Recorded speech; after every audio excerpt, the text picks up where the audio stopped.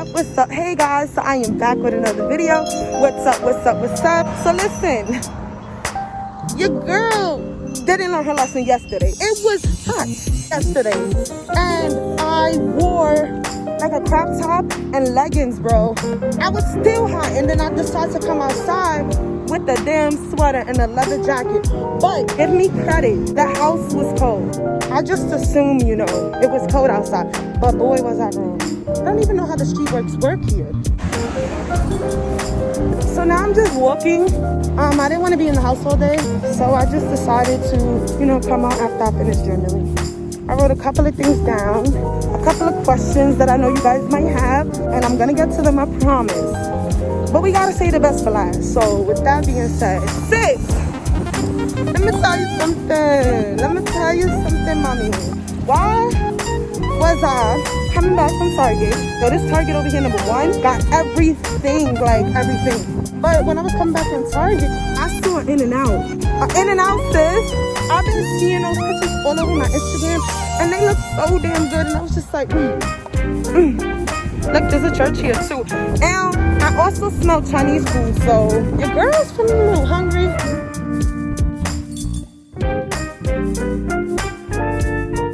I'm getting a little bit of stuff. It's very different,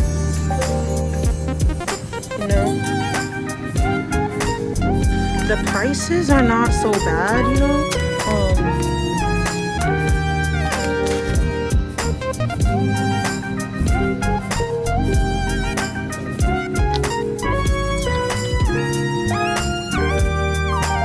You don't want to be out here without a car, okay?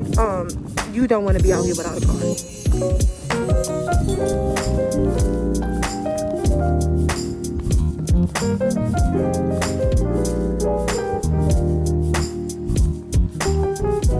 Guys, so I'm going to be answering the questions that you guys had for me. Of course, I have to say the best for last, but let's just get into it.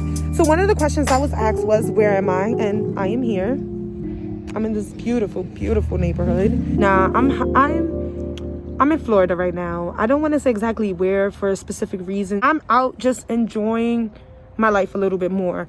It was really hard for me to do that in the city because so much is going on, and I just feel like it's not enough time, or I just feel like I don't have time to just stop and just be in the moment. Here, bro, you have no choice but to stop and be in the moment. Like, what is there to do? Nothing is fast paced. Everything is chill, calm, cool, and collected, which is what I needed. So, that was the amazing part of this. The most challenging part of this transition was just making the transition, just getting up and doing it. One thing about me is I struggle with doing anything because I need to have a guarantee. I don't like to feel any type of insecurity with any type of situation because I would just worry myself to death. So, with this situation, I practically worried myself out of doing, well, that's practically what I did until I decided, no more. It's now or never. And it was just I had nothing to lose. A lot of the things that kept me there, I started to see, was it even worth it? I don't know. A lot of us don't leave the city, I feel, because we're so used to it.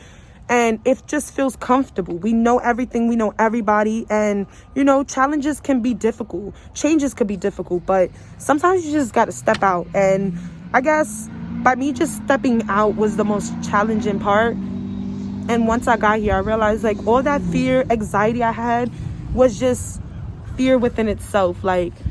It's just my brain's way of protecting me because I'm about to enter into a new place. I'm starting over. My brain knows what's about to happen. So, to protect you, your brain starts to prepare for anything that might come along. So it's worrying about things that haven't even happened because it's trying to find a way to solve it and protect you from it happening. Does that make any sense? I be trying to put my words together, sis. I do try. How do you maintain your positive attitude? I love this question. I'm able to maintain, I guess, a positive attitude in front of you guys because, being vulnerable is not easy. And I don't mind. But what I'm not going to do is like exploit my pain and my sad and suffering for people's entertainment, you know? Like, if I'm helping you grow and you genuinely love my content, I'm so grateful. But I don't want to put myself out there and it's not really offering any positive changes, you know? So my positive attitude is just knowing that my story, my testimony could help someone. It could bring someone out of a negative place. How are you feeling throughout this transition? I'm going to be honest, when I first made the decision, I was like, I want to do this. I'm not changing my mind. Like, I'm doing it. But then once I was looking for a plane to book, I was just like, do I really want to do this? Like, I started feeling anxiety. And I guess I got anxiety because I never flew on a plane before. And I just didn't know what to expect. I didn't want any mishaps. My ID was expired. Like, I just didn't know what to expect. And I was just like, I don't want to put myself through even more stress. And I'm already stressed out. So I started looking up the Greyhound, the trains. And the trains were hella expensive. For the Amtrak, it was about like close to $300. I took the Greyhound for $181. And, you know, I got here within 23 hours. Yeah, that was probably another hard part, was just sitting on my ass for that long. Like, and also when we were traveling from each state, I felt like we took 4 pit stops. Like, I think that was also what made it last a lot longer, because I think it could have taken less time, if I'm being honest. Other than that, I'm so happy that I'm here. Like, all that fear that I had is like, I don't even know what the hell I was thinking, because it's nothing like that here, you know? Like, it's very calm, it's very peaceful. People seem to be nice, you know? And I'm not looking to really be outgoing and social. I came here to like work on myself and do that inner work. But it's nice to have someone remind me that there's something to be happy about, like, you know? But every morning I go for a walk and I just look around and I try to just live in the moment, because in the city, everything is fast paced. Everything is always moving.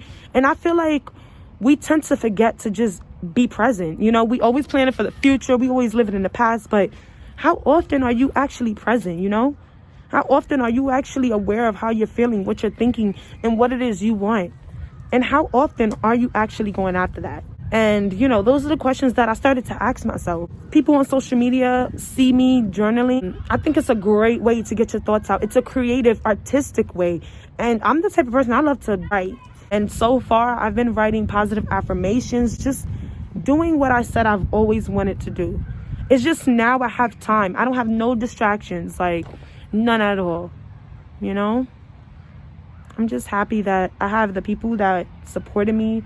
I'm happy for the support, the love. I'm just happy that this turned out better than I expected, you know?